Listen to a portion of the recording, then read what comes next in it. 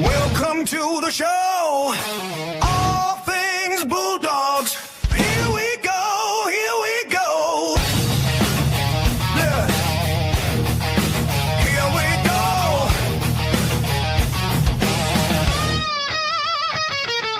Blue and white pride.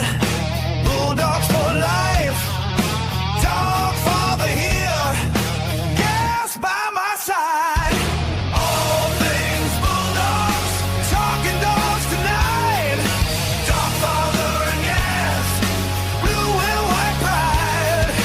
All things Bulldogs. Footy talk and more.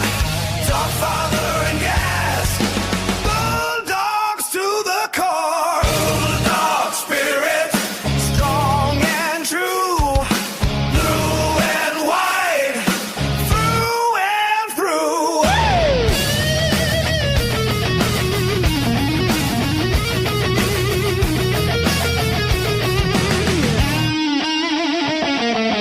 G-Day Doggies fans, welcome to the show.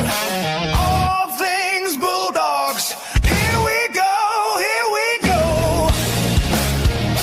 Hey, here we go. Hey,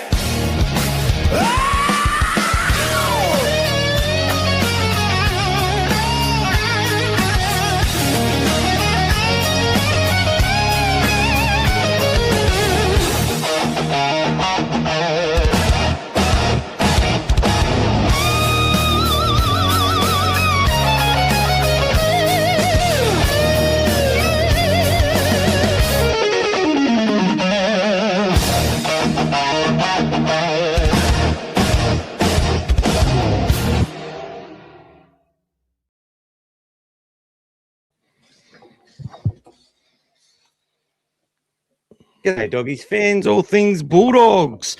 Episode 34. Titans this Friday. Guess every day. Guess on. How are you, mate? I'm good, mate. How you doing? Good. I'm wondering where all this noise is coming from. Must be my phone. Sorry we're a bit late, guys. Just had to take on some extra work this week. Running one of my sponsors' businesses. So there you go. Who's on the chat, Gas? Who is there? Okay, so we got Mike Cool. Welcome, mate. Hope you're doing well. Sorry to keep you guys all waiting. Snopsy 4025, Old Fella Dave, Sayed Ajmal, welcome. Cameron Ciro. We've got Cameron Ciro on there. Welcome, Cameron Ciro. Arciditis 92 and Aki, g'day, mate. So yes, guys, better late than never, and it's the best podcasts are the ones worth waiting for, guys. That's so right, apologies guys. if any of you had to suffer through anything else out there today before you came on here, but welcome. Oh, g'day, Disrupted. Haven't seen you for a while. Brian, legend. G'day, Brian Brian. just got himself the new jersey. Gone and bought it. On you, Brian. I know James is watching. There is a promotion the Bulldogs are doing as well, guys, for the next 3 home games. You'd get the membership and they're giving you a free 2026 jersey. So you do a 3-game membership and a bonus free Bulldog jersey. It's a great offer. And it's only about $160 or something dollars, guys. That's basically the cost of the jersey, and you get 3 games. So G'day, James, all the way from Ipswich, and Harry. G'day, Harry. So James is getting. When's the operation, James, on the shoulder, mate? You all good? You coming to the Titans or what? I'll come pick you up, mate. Just bring the drip. Bring the drip with you, mate. You'll be all right. Isn't it good? You got the kennel, all things delusional, all things negative, all things fucking ridiculous. Yeah, I was watching them. Don't you worry. And guess what? We're going to remain positive. Look, I'll start it right off the top. Critter at 6. Don't like it. Critter at fullback. Don't like it. Critter named captain. Didn't like it. Critter coming to the club. Didn't like it. Guess what? It was a lot shitter before he got here. I'll tell you that right now. So if we're all sitting there, all this shit that's been plastered around that they were talking about tonight, all these emails and this stuff about Critter, it's got to stop. Shows how many people are fathers here. And we go and we think that's acceptable to talk about people like that as hearsay. Fuck that. If you're teaching your kids that that's all right just because it's footy banter and Hollywood, you're a fuckwit. And you can fuck off. And that's what I'll say. That's my message to those people who know I don't like Critter at 6. But guess what? He played with poise. He played to a style. He didn't run the ball. Now, I'll tell you something now. He's not going to run the ball much. They're protecting his shoulder, right? You can control more with your defense than you can when you're being attacked. And we saw what Manly's grubby tactics were. Did you see him sitting there grinding with Jacob Preston's calf?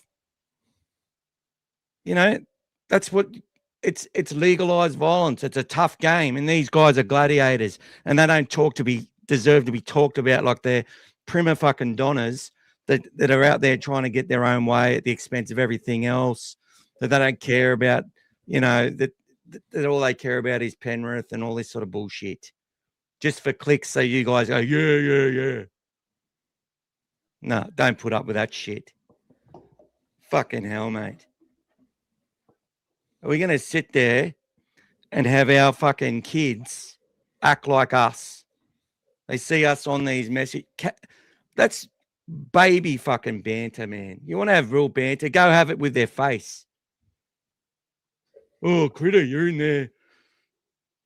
You're a prima donna, mate. You're not a real bulldog. Fucking bullshit. If you go get a grade 5 fucking AC tear and then go and play, you fuckwit. I can tell you now that's absolute bullshit. And even if it was true, the fact you would spread that shit about another man makes you a fucking piece of shit. I've had enough. And the club's going to see that whole fucking interaction. People who think they're bigger than the club. Look, the club isn't just the managers. I know that. It's not just the administration. It's not the coach. It's not the players even. It's all of us. We are all the club. But I'm not going to fucking take that shit. I don't care. You're going to sit there and talk like that? You can, no. No chances. Fucking sitting there conducting a place where that's acceptable. Yeah. Acceptable behavior. Making all these accusations against my club and the players who are putting it on the line. I don't give a fuck if they're paid $1 million. There's NBA athletes getting paid $200 million who don't work as hard. I'm telling you that right now because they've got talent. Good on them. I love the NBA, mate. I've had enough. Think you're all tough out there hanging shit on people? No. just because they're paid money, because their kids are paid more money than yours. Fuck you. Yeah, go to the game and they disappoint you. Fucking yell at them. Tell them to pull their finger out their ass. Talk about it on the fucking work site. Whatever. Say what you think. But to go out there and to be sitting there making accusations to the applause of fucking small-minded people, no, it's disgraceful. No, why would people want to come and play for the fucking Bulldogs with fans like that on podcasts to the applause of their little, of who knows more, who was more right this week? Well, I'll tell you who was right this week. It was GAS. GAS said that Cherry would be dropped and that Tuala would go to centre, because we all agree Tuala's been our best and Jethro's there for a reason, would come in. I put the post out. AJ's going to play. Once I knew he wasn't, excluded straight up, I knew he was playing. Why? Because he needed that 11 minutes or 14 minutes. He needed it. Imagine if he didn't have 5 weeks of suspension this year, how much more ahead he would be. Anyway, Gas, sorry. I'm available to entertain at birthday parties and stuff if anyone wants to book me. Kids' parties especially. I'm hilarious. Guys, I agree with Michael's sentiment, but I won't be using expletives. For me, Sorry, it's just... No, it's okay. That's for me, guys. If you're in a position, where you've got a responsibility and you put yourself, in these places where, like we are now, it's one thing is to entertain and to be informative. Another thing is to ridicule, and be degrading.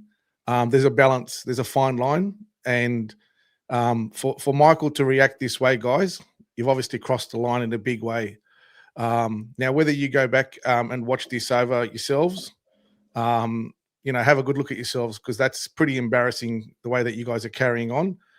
It's pretty disrespectful to the club, and I honestly hope the club does look at what you've done, because any support that they've given you in the past, I hope they pull that back, because it's you're not true supporters if you carry on this way. But for everyone who's here tonight, welcome. There's a reason why everyone's been giving us the nickname All Things Positive. It's because what we do, guys, and guys and girls, and what we do is to give you genuine information, and everything that we talk about is not just to pump you up and make you feel better, but it's about giving you information to allow you to make a decision that will show you what is actually happening at the club, whether it's good or bad, but without putting anyone down or without getting into anyone personally. It's about discussing the club. So when we talk about players being out of form, that's okay, but we're not putting someone down or being downgrading. But all the information we give you, everything that we tell you, we've got a lot of information that we receive ourselves. Between Michael and myself, we get information, and we choose when and what to use, guys, on here. But we know certain things, and we assist you to basically help you fill in some gaps, because there's a lot of misinformation in the media, online, everywhere else. So all we try to do is say, guys, this is the right way. This is how it actually is. This is what the truth is from what we know. And then you go and make your own decision from there, and believe what you want to believe. And I'm very sure now, over the last few months, all the people I've been meeting at the games, and yourselves, everyone I've been seeing that's coming over and says hello, I know it's working, guys. And I know you guys keep coming back, and you're voting with your feet, and you're being very generous in your donations and everything else. I don't think you would do that if you were just there to have fun. I think you're there because you genuinely believe what we're doing is right, and I applaud you all for coming back. But also I know that myself and what Michael does, we get so much time, so much effort, so much energy into making sure that we're giving you everything that we can to make you see that as a supporter of our amazing club, we're doing the best we can, week in, week out, as players, as coaching staff, as supporters, as employment, as administration, everyone from top down, they're doing the best they can to give us the best result they can. It doesn't mean that we're going to win every week. No, but it means that we're going to give it a best shot, and we're not going to stop believing, guys. We're not going to stop it. believing. We never tell you, we're going to never sit here and tell you that we're going to lose. We'll always tell you how we think we're going to win, guys. That's how we operate. So thank you for sticking around, guys. And feel free to throw your comments and support and likes, etc. And we'll tick off and start going through everything for you guys now. Thank you. And look, I know when Harry said all things positive, it was actually a bit of banter, a bit of a mock, but we wear it with pride. Okay. And look, supporting, I watch all the podcasts to support them, all of them. All right. I subscribe to all of them. But I'm telling you, look, it's good to get multiple perspectives. But if we get to a point where we're sitting there and acting like that, someone make sure you bring us into line. I know we won't anyway. You know, it's just ridiculous. I cannot believe it. After we'll call a each win, other out, guys. We'll call each other out if there's anything wrong before it comes from someone else. After it, look, I think part of it is if we lose that point, if we lose that game by a point, that banter would have been just the same. Even though all those people said Manly were going to do this and that to us and didn't. Yeah, it didn't look good at the start. I got 100 messages saying, sack the coach, do this, do that. Okay. They're not playing for the coach. Harry Hayes obviously is. Jethro obviously is.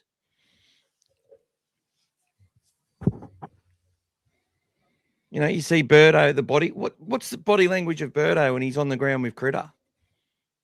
They got their handshakes, eye contact, locked in. Let's fucking do this. That's all I need. That's all I need. Birdo didn't go, oh, I want to play on the right edge. Oh, no, I'm 5'8", or I'm leaving. All right, give me the ball. I'm going to run it. You know, want me to kick it? That's good. My legs will get a break. I'll put some big ones up later. Part of this change is the injury, but it's also what they've said. Birdo's, and look, if Birdo's not the best centre in our club, he's the second best centre. I would suggest he's the best 5'8" still. But whatever works, whatever gets us the 2 points, I don't care. But I do believe that we saw Galvin playing. Look, he's been playing heads up anyway. He plays like a 6 and a 7 anyway. He's trying to do all the 7 stuff. Our good man Harry does little videos when he's frustrated about when a halfback doesn't execute. They're apparently not a halfback. Well, not all. Cleary didn't execute against us. How many passes did he throw to the ground? How many wrong options did he take when we beat them? Numerous, actually. But he's the greatest halfback in the world. And I'd agree. Look, I just think we just fucking chill, bro. And I know I'm not acting chilled right now because it pissed me off. I just didn't expect just the ego of it all. To the applause of great people, some of whom are watching us right now. But as I said, guys, we love the support. And it's good to get multiple perspectives. But the balanced perspective is not what you're getting anywhere. And devil's advocacy is good, but that goes both ways. Right? So, look, I think we're going to talk a lot about the predicted side this week. Does Preston play? That's going to be a big question. We'll get our gut feels on that. We don't know. I've put the feelers out. I'm not going to know. I will not be finding out. Will Logan Spinks play? Well, I think Salmon's probably not going back into that ball playing role anytime soon. That was abandoned last week against Manly, and it's going to take time to adjust to that. But what I've always said is that where we'd potentially fall down this year is that they're going to want to utilise their halves like good teams utilise their halves, and they couldn't get Sexton to do that. He wasn't trusted to do that, right? You go and watch his games, he was the ultimate salmon that could kick, basically, right? He was getting the ball off second receiver a lot, rarely went to the other side of the field, was encouraged to do so, and just didn't have the same trust either. You know, the thing was, they'd go to Burton when they probably should have went to, like Reed used to do it all the time, ignore Toby. To the point where then sometimes he didn't get involved and whatever else. The point I'm trying to make is that we haven't had a proper halfback since Shifty Sherwin, in my opinion, in one that just plays like a halfback that just fires shots non-stop. Burton's probably been, with his kicking game, has been the closest thing we've had to a halfback since Shifty. I know Trent Hodgkinson was there.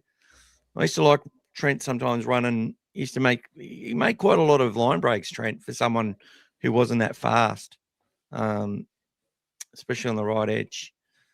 His knee injuries later on, and his kicking game was really solid.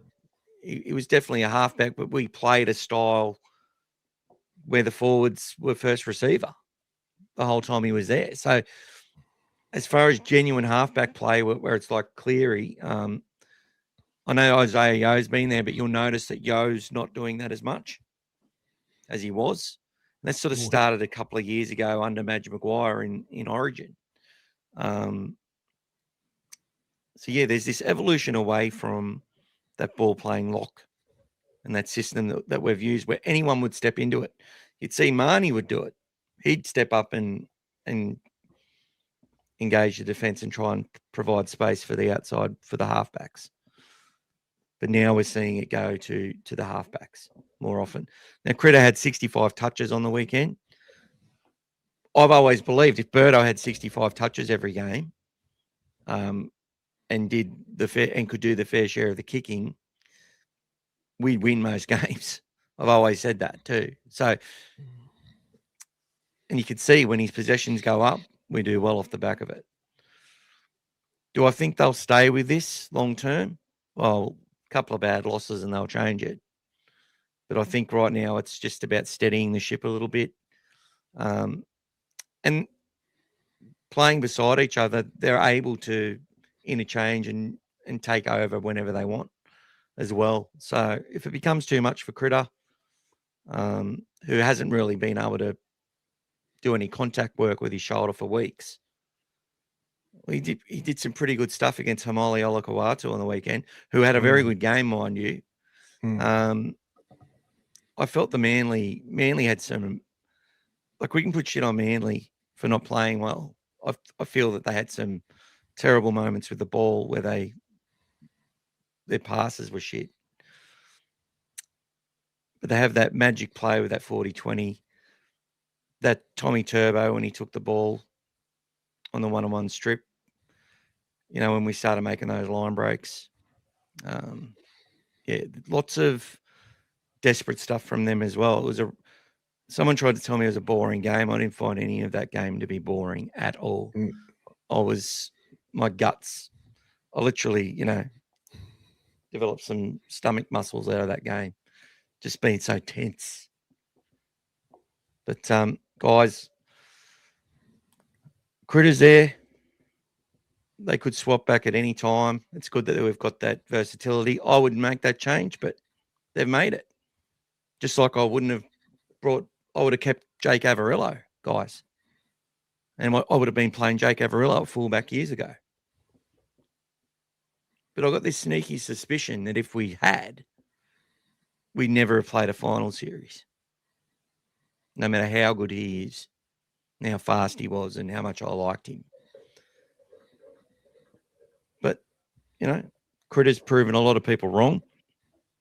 But it's quite funny how the first sign the first sign of things taking a dip after they've had a peak off a really low base. The trend line over that Serrato's time period is still up, guys. So if you've taken your investment in that share market, and this is what I've always said about Phil Gould, when he buys the shares, when he invests, your shares are usually way underperforming. He's going to get you to a point where you've made a profit over a period of time, and to a point where you can become so strong that then you can just start dominating the market. And that's what's happened with Penrith. And everywhere he sort of involved himself, that's what's happened.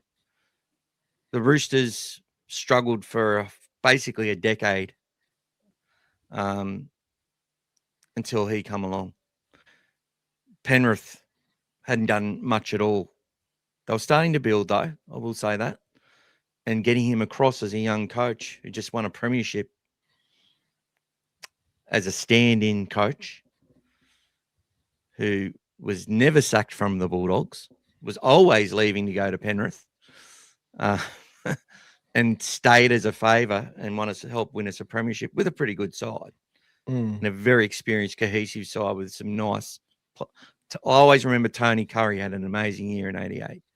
But the point I'm saying is you get a lift on your investment from Phil Gould. We've got it since Serrato started. We're on an upward trend. But as soon as we take some dips, what's happened? What happens? Oh, the knives are out. The knives are out. The prima donna. Critter this, critter that. No. I'm not saying he's flawless. You know, he probably wouldn't talk to me if I walked past him in the street in another country. He'd probably ignore me, you know. I don't know what he's like behind closed doors. I don't care. He's not my friend. I'm not his friend. But he's a warrior and a gladiator in an elite sport for our club and our colours and for our legacy. And fucking hell, he has not shown me anything but toughness and desire. Right? And you hear it's quite funny when I listen to the Kennel actually, and they talk about how Critters hardly ran the ball and all this sort of shit. Like his meterage stats this year were way above last year. Why? Because they were keeping him fresh. And then what happens? They activate him and we go bang, bang, bang. They did the same with Averillo in 2023. Kept him fresh. The other guy did all the work. When the other guy starts getting beaten up, then they bring the other centre in and do a bit more work. A lot of clubs do it that way. And sometimes it just works that way based on the game plan of the opposition. But people, they think that the left centre should run to the right centre all the time and take all the hit-ups every week. I think fantasy football has made a lot of people very overly invested. Overly invested, so that they in players and stuff, and they carry on and they don't get their stats. All things positive. G'day. So who's Cameron Ciro? Is that a new account? I'd say it would be. Someone's new, yeah. It doesn't. I haven't seen it before. We got a new member, Snopsy. G'day, Thank you so much, brother. Thanks for joining. What's happening? Let's take it from the top, mate. So, Mike, all things Bulldogs, yeah, mate, singing the song along. Thanks, buddy. Who else predicted Critter to 6? G'day, old fella Dave. Welcome, mate. Yes, buddy. G'day, Sayed. Welcome. Bulldogs Mike. How you going? Okay. Sayed, he played more like a 7, which allowed Garvin to comfortably do his thing. Yeah, and, I reckon so too. And we spoke about that on the review on Sunday night as well. Straight away, we looked at the way he played, and it was like straight away we're saying he's played more like a 7. Mr. Serraldo, welcome, buddy. Glad you're here listening. Maybe he was here last week. That's how he knew what we said. Hope everyone is having a good evening. Yes. Aristides, hopefully positive, but not fairyland. Aki, What's that mean? Who knows, mate? Yes, singing a song. Brian, Harry, Jamie. Yep, 6'7". 6'7". Oh, Haven't watched the Kennel podcast in years and checked it out. Not going to lie, very negative. Almost probably a great bloke, but he thinks we are going to lose most of our games. Oh no, we win a few, and he's like, "How can we be beaten?" No, probably got lucky if we win, guys. That's maybe, who knows. Zachary, they called me for the 3-game membership. I done a family of 4 and 2 adults. They said I will get 6 jerseys. I paid and haven't seen an email or link. Just check your junk email as well, just in case it's been done. Otherwise, Just more give than them a ring. likely, yeah, more likely they'll be processing it. Otherwise, give the guys at the Bulldogs a call on the Team store. No, not even the team store. That'll be done from the club. That would have been the membership group calling up, doing that, not the team store. So, but don't all do they fulfill all orders from the yeah, team store though? he's talking about seeing anything in regards to probably the communication that he's done and paid for. So just check your junk first. If there's nothing in the spam or etc., give him a call tomorrow on the club number. The guys that would have called you, call that number back. They'll usually answer, and then have a chat to them there. James, on Thursday, dislocated shoulder, torn his rotator cuff, and snapped the tendons. Can't use his arm at all. Hopefully, the surgery goes well, mate. I hope you do, mate. Just to give you an understanding, Sam Hughes last year had a grade 2 shoulder AC that went to a grade 3, and he tore, I think, 50% of his cuff. It was literally hanging. They needled him up, and it missed, and he didn't tell anyone. This was against the Storm, the game we lost by 6 points, 20-14. Yeah, and he played in that immense pain. Could you imagine that? You can't move your arm when you torn your rotator cuff. Could you imagine that? A player doing that? Because I've done my rotator, and I'll tell you now, it's not fun. It's not fun at all. So I'm thinking of you, mate. If there's anything I can do on all things positive to make you feel good. So at least you've got it overnight. You know, you sleep it off, mate. Friday, Michael's expecting to see you at Seabus, mate. No excuses. That's it. Don't be a pussy, bro. Got to get you out of shirt as well, my friend. Tell them, King. That's probably when you were telling them. Telling people how they should act in front of their children. Yeah, what was said. Well, I swore my head off, by the way. Even if we lose every game for this year, the shit they carry on with is unacceptable. Yes, Brian, I agree. Hey, boys, I was at a wake, saw Mr. Curry, our former chairman there, amongst others. G'day, Tony, mate. Yeah. Condolences, mate. My son's ringing me from the Navy. Lawrence Antoine, you're a legend, mate. Well said. Everyone's great to tear down as they are some big winners. Only cowards talk crap about their own. That's it. Well said. Yes, Brian, you're right. I did myself the disservice of listening to the Kennel podcast, and I honestly lost all my brain cells. If I'm the club, I'd make an example of people who talk shit about the club and players. Oh, look. Lucas Logos. Some people just don't know better, but NRL 3C didn't disappoint. We got criticised for beating Manly, yet there's crickets regarding Raiders being near the bottom and Broncos being on a losing streak. Yes. I've actually got something for you to listen to, actually, which I'll play later on from Matty Nable AI, which will be good. It only goes for about 3 minutes. I think you'll enjoy. And for those who listen to the podcast, they wouldn't know any different. Birdo's reaction versus Cherries was chalk and cheese. Good to see from Birdo. Birdo's the ultimate team player, guys. He does whatever he needs to do to help the team, and he's always said that, and he generally believes it. Why do you think he bangs the drum? That's it. Most of us know the effort we put in. Brian knows we do. This is the only YouTube channel I've joined as a member. Thanks, Brian. Thank you G'day, so David. much, Brian. Hope you're G'day, feeling better, David. buddy. Hope your back's better, mate, and you're out of hospital. Steam coming out of Mick's ears while telling people to chill. Love it. That's it, bro. And there's another halfback that you probably didn't mention, Kamali. Ah, yeah, Kamali. We got for one year. Yeah, definitely played like a halfback. Yep. I prefer a game like that rather than a 50-point winning game for entertainment, but I'll take us winning by a few 50s any day. Oh, yeah, Brian, please. just for the heart, mate. Just for the heart. We wouldn't mind giving our bodies and our, conscious a little bit of a rest during a game and know that we don't have to keep winning games twice every single time. But isn't it? But even Manly last year when we won by 40, I felt like I was on edge the whole game. Yeah. I think the last fun game was I think it was Parramatta in 2022. After we looked in trouble, and then Averillo got that intercept and went under the post, and Birdo stopped Moses scoring at the end. That was a good fun day. But you can I haven't had much fun watching these tight wins. As Michael, far as you can take the next two, mate.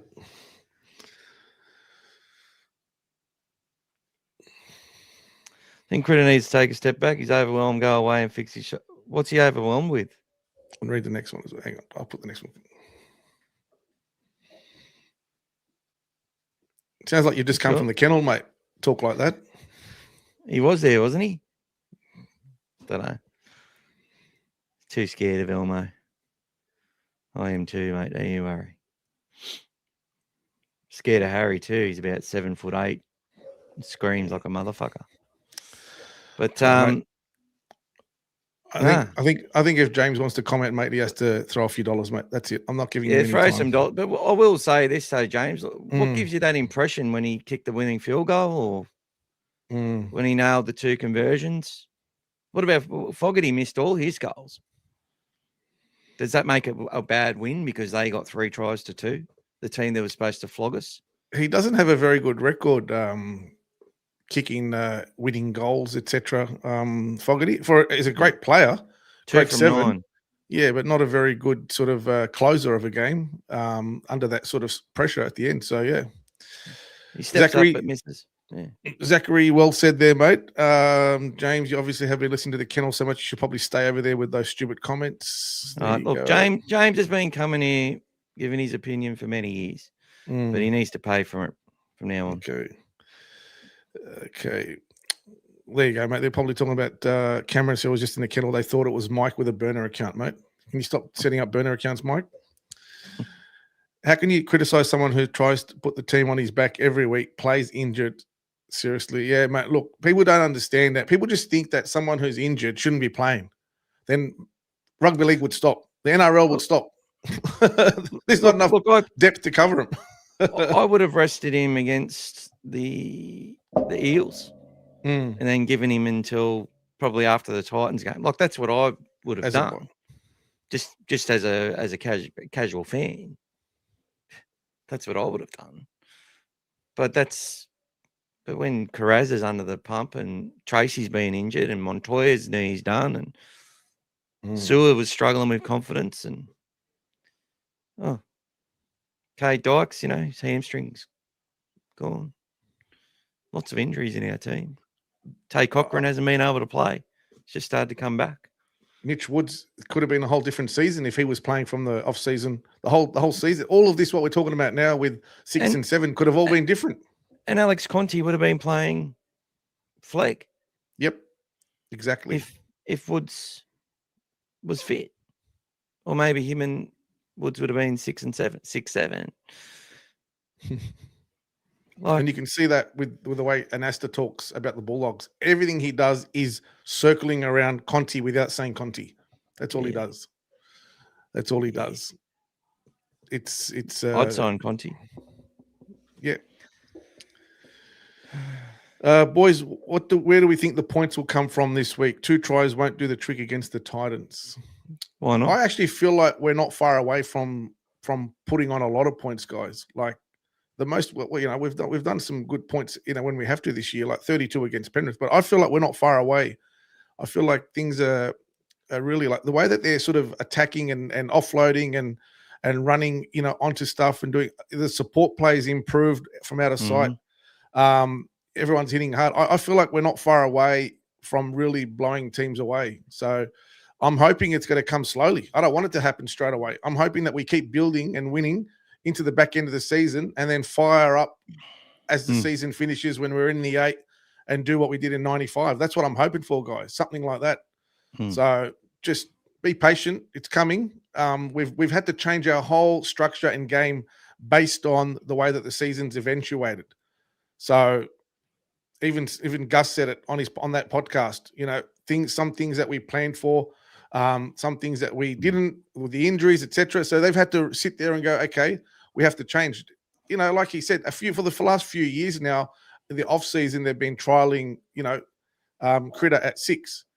But even in their wildest dreams, they didn't think that Galvin was going to be playing 7 this much. They thought by the time that Woods gets ready, they drop him in, he goes to 6. These were the plans when they signed him, what they did.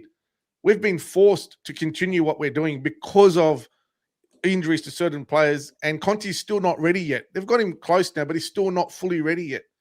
And the amount of games he plays where he's hot or cold, shows that. If any of you watch New South Wales Cup, you'll see that yourselves.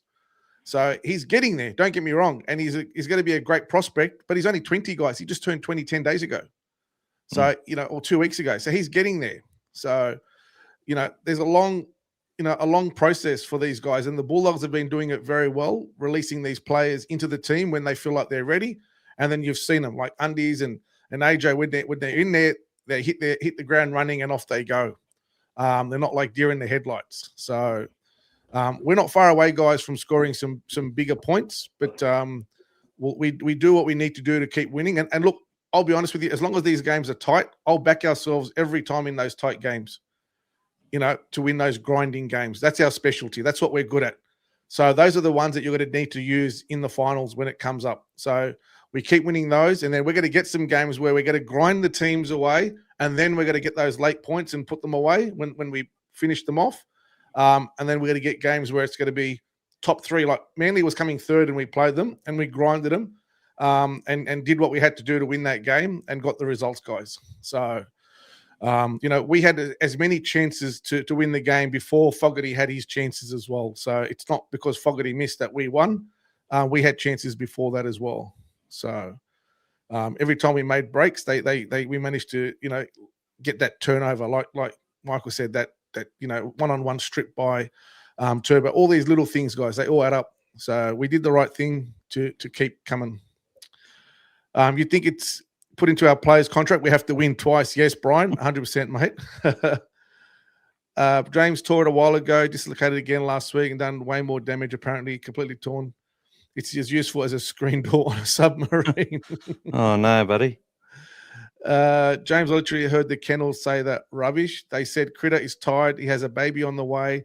The team is struggling. He's injured and should get surgery done. That means he's out for the year, guys. That's an off-season surgery for that. Yeah.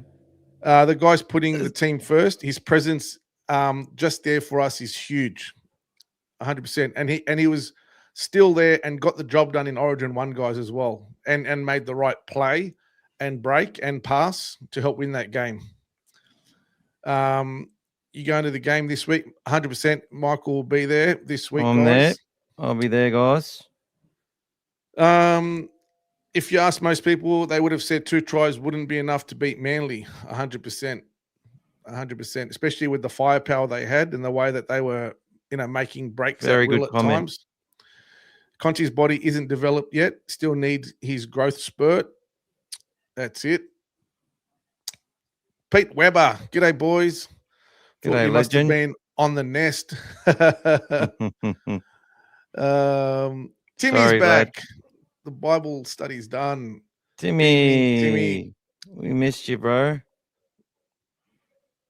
Once So, we mate, start, you go can't like stop. the podcast, guys. I think there's only 10 likes. That's God, it, I guys. went all Nicolas Cage earlier. What the? Come on, Supposed to guys, like get on that there. shit. Or don't like it. That's just as good. Hit the thumbs down. Thumbs up, thumbs down, guys. Hit it hard. Let's see We've got to hit it hard, guys. if you can find it, guys. There you go. Thumbs up marks the spot. Sorry, guys, just making my skin appearance a bit smoother. Is that better? There you go. I'll get more likes now. Hey, the man with all the innovation. D. The Bulldogs have been in the times the last 3 times they played for a combined winning margin of over 22 points. That's over the 3 games, but it's funny. All games lost look some, like we're blown some leads. Yeah, we've had some really amazing periods in those games. Let them back in. At Belmore, and then also Magic Round last year. Every time we got away from them, we let them score a couple of quick tries, and we're like, oh, shit, this game's not over. Do you think Critter plays 5'8" in part because he was responsible for defending? Combination of things, really. Yeah. Yeah, I think definitely. I felt that defense was a little bit better on that edge too than it has been. But as we pointed out, Birdo getting left behind the ruck has been a problem. Not just Birdo, but plenty of players. But he's had quite a few moments where he's been stranded, and we seem to get smashed down that short side straight away. So that's what good halves are doing. And look, I think we're seeing that a little bit from our guys as well. We're starting to get some more short side stuff happening and making the breaks. We saw Tuala get through a few times and sort of resulted in an error at the end of it a couple of times. But to me, it's about the opportunities that have been created. We're starting to see more of that roll on upfield at different points. I felt Manly defended us really well, kept us under control in parts, but I think that took a lot of energy for them. And people, as I was talking about in the review, Leo took a lot of hit ups and sort of got hammered, but that takes energy out of the defense. And sometimes there's a payoff for that later on.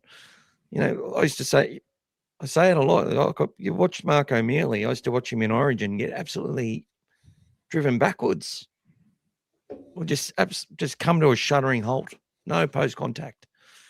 Absolutely monstered.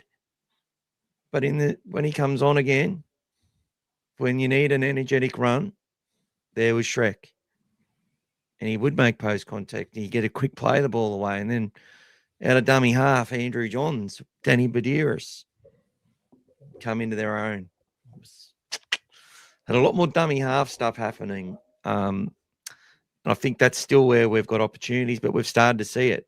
That run from Galvin from dummy half is an indication of we sort of are struggling a bit with that set piece stuff and building those moves.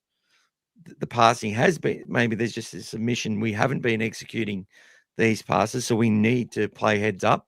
We need to stay alert. We need to support more, which I know a lot of our friends in this community have been talking about as one of the criticisms of the team. Constructive criticism, man. That's what it's called. Doesn't have to be, you guys suck and we're going to get smashed in the rear end by 50 and we should give up and tell the fucking captain to stop playing. Well, imagine if Josh Jackson said that. Could you imagine people telling Josh Jackson not to play? Even though they were like, we saw people blaming him for our attack back in, I got a long memory, mate. The amount of crap he copped for trying to play ball, playing lock. We had no one else to do it. Someone had to do it. At least he copped it in the back to do it. But can you imagine people saying, Jacko needs a break? Fucking bullshit. We've got Cherry there, guys. If he gets too damaged, we'll bring Cherry back in. Who people are saying is better than Birdo. I don't think so. I like Bronson. Don't get me. I love him. That's not a criticism of him. I just don't think it's a discussion. Who would be the better centre out of those two? I think it is a genuine discussion though to say who's the better six between Critter and Burton.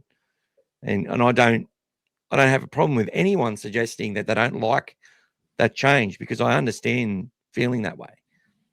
But what I would suggest is maybe you can consider the fact we did win.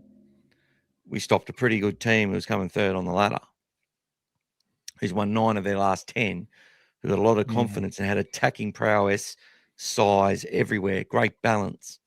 And had their captain come back as well. And had their captain come back, who played a very good first up game. Yep. So unusually for him.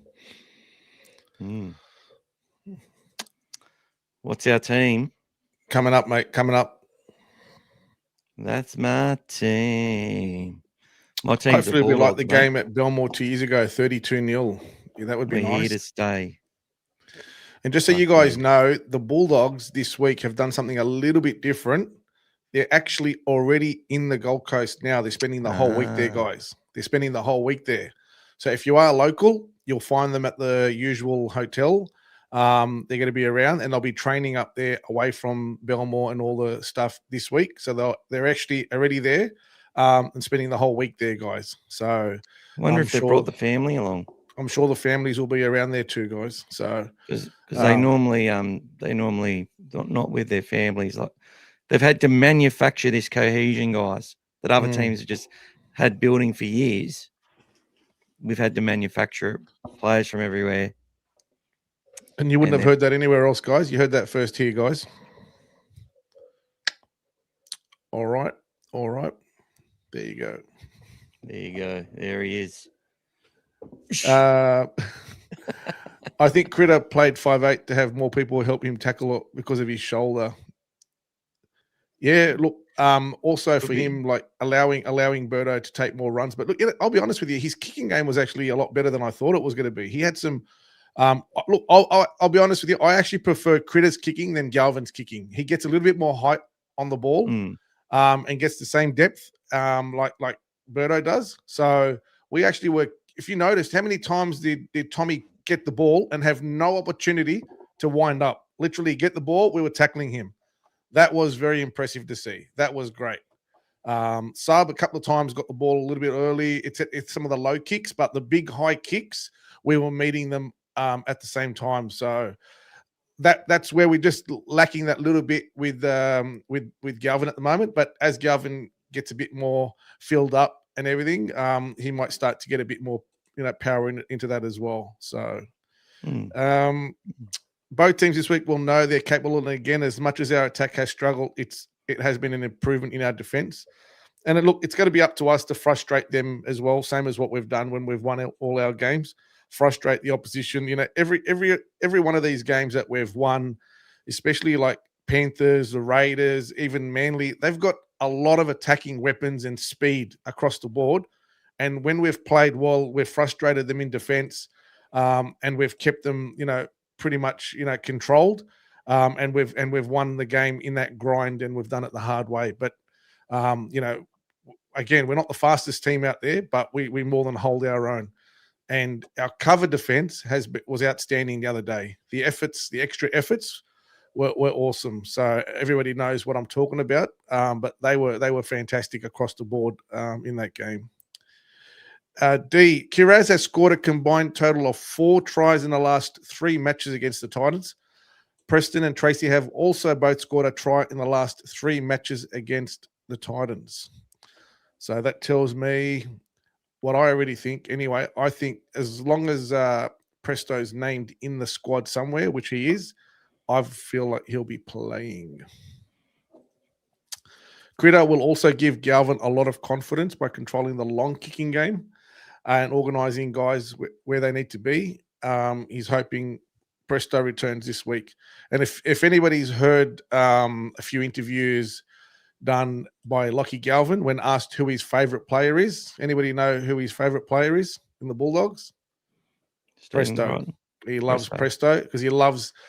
He goes, he makes me look good. And then when he gets through the gap, he goes, he also gives the ball back, and I score tries or he scores tries. Oh, I remember that. Yeah. He loves him doing that. Crichton has never missed a goal against the Titans. He's 10 from 10. Bulldogs wingers have combined to score 13 tries in the last 6 meetings against the Titans. D is on a roll with the stats. A number of players. Running. a number of players on the team have never tasted defeat against the Titans. Wow. Crichton is the most impressive with 7-0 record, 3 wins as a Bulldog and 4 as a Panther. There you go. You blokes have a real NRL 360 versus Channel 9 vibe going on with the kennel. Look, I'll be honest with you. I don't mind any other podcast out there as long as they're not downgrading the club. That's all for me. I support them all. Yeah, exactly. Literally. I watched from start to finish every single week. And sometimes I agree with some of the stuff they say too. Like, we're all fans, but I will not cop the way that they have been talking and in setting a tone for people to talk about our captain and our club the way that they are for clicks. It's not opinion. It's bullshit. Sorry. Cameron Ciraldo's talking about Birdo versus Tino. So that's from the Origin, I'm guessing. Thanks, Cam. Yeah, well, look, I'll tell you something now. When this thing first started, and on all the sites, when Dane Gagai and Tino Fasuamawali, who come in and holds Burton to get his head smashed in, holds him in a headlock. We started a massive campaign to boo the hell out of Tino. Yep. And 11,000 fans at Combank that day. Toby Sexton had 4 try assists from kicks for the Gold Coast. It was his best game he played all year. Remember the Fox got that try where it looked like he was dead set offside. Yep. He just anticipated right on the money. We were all over him. We only won by 12 points, had to win it twice. But the way 11,000 fans sounded like 50,000 when they were booing Tino. And then we went to Newcastle away, I think the following week, and booed the hell out of Gay Guy for what they did to Burton. You know, that's what I want to see from the Bulldogs crowd. Like, not booing Ezra Mann for misjudging the room and getting bad punishment, but booing players from Queensland, you know, who manhandled our blokes and not letting them forget that. And I think we've booed the hell out of Tino ever since. I don't think it's slowed down. No, it hasn't stopped. And it's got to him. It's actually got to him. You know, they had the win. What was it? 2020. When was the last time they beat us? Might have been 23. I'm not sure. And the last game in 2023, I think it was. Yeah. I think they won it by about 10 points, maybe, or 6 points or something in a high-scoring game. But there's only going to be one thing that happens this week, though. I know it's going to be his home game, so there won't be as many Bulldog supporters.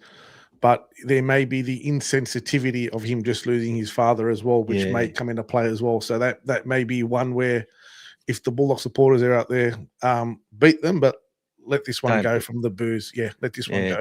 I mean, there should be no booze. Timing is probably not not ideal for that, guys.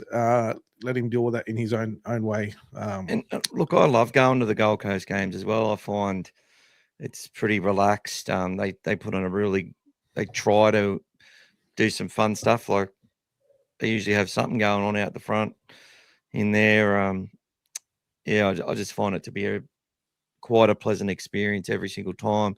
And the sound sounds great in there as well. It's the acoustics of the place are good. The only thing that's not good is when you got that 3 p.m. sun in an afternoon coming at you. And it's usually pointing at the away section. Makes it really hot, but at least we've got a 6 o'clock game. 6 o'clock game, it should be all over by then, yeah. Yeah, it will be. It's going to be dark at 5. We just hit the solstice. Yeah. Now, D's got some more stats. Kiraz and Preston also have both never lost to the Titans, winning all 4 games they've played against the Gold Coast. Wow. And Max King 5 is only 1 win away from equaling the most wins in Bulldogs versus Titan matches. The current record is 6, held by Josh Morris, Anthony Don, and Mark Minicello. And also, guys, it'll be the 150th game for Max King this week. Oh, is it? And his 100th game as a Bulldog. Oh. And 150 for him playing in the team that he started playing with at the Titans, guys. So full circle. Very, There you go. very, magical alignment, guys, all happening there together. Nice when things work out. It's So he'll get some, yeah, such a massive game to get this double in this little period, and then get that next buy 2 wins buy, just puts us right on the edge where the guys can taste it, and they can just go for it. Lose into a buy. We don't lose too many games before a buy, though, guys. I don't know how many we've lost before buys in the last few years. Anyone got a stat on that? How are we before buys? Not many. But the one big thing that I think is going to come into play, guys, and not just the fact that we've got, okay, we beat the Titans, we get the bye, but what I love the most, guys, is we got 3 home games in a row straight after it, guys. 3 home games after the bye. So that's going to be something that is going to be massive for us, guys. So be ready for that. Who have we got coming up? So we got Raiders. Nice. We got Raiders, and then we got the Tigers, revenge against the Tigers. And then we got the Warriors, guys. So and I think they've just lost Jackson Ford as well. To a peck as well. But yeah, so we've got 3 home games in a row, guys, straight after, which is the one that the Bulldogs are doing that membership for with the free jersey, guys. So if you weren't on earlier, that's the 3 home games. So Presto seems to play man of the match style against them. Yep. G'day, John Bryan. Evening. Hey, John. What a win on the weekend. Remember when GI was moved to 6 for the Storm? Genius move. This could be the same. Creating some X factor that we need. And look, I spoke about it the other day to Michael as well, but I still feel like if when Critter starts to feel comfortable in the 6, he will start to play a lot more eyes up footy. I'm not going to say he's going to be a Cody Walker, but if he starts to then put a bit of his own spin off on how he wants to play as well, a little bit, he's going to become more dangerous. At the moment, he's being very controlling, trying to be very sure of himself. You can see he's trying to be very technically correct the way that he's passing the ball. The one that he passed to Connor Tracy on the halfway line when we just got 2 or 3 set 6 agains. He tried to be very technical on that one. He'll start to be a bit more, I own this. At the moment, he was just trying to be sure. As he goes a bit more, if he takes this role on a bit more and they start getting some more wins, you'll find he'll start to run a bit, whatever. Like you saw the other day, the pass that he gave to Jethro on the wing, if Jethro was just 1 meter left from where he was, right on that, hugging that sideline, he could have caught that ball, could have stuck, but that was a great play there. Like that was, you see Latrell do that a lot. But that was a great play. That vision, that's what we want. Some of these stick and he'll start to get more confidence and start doing some more of that stuff. But he's got the ability to pass the ball both ways.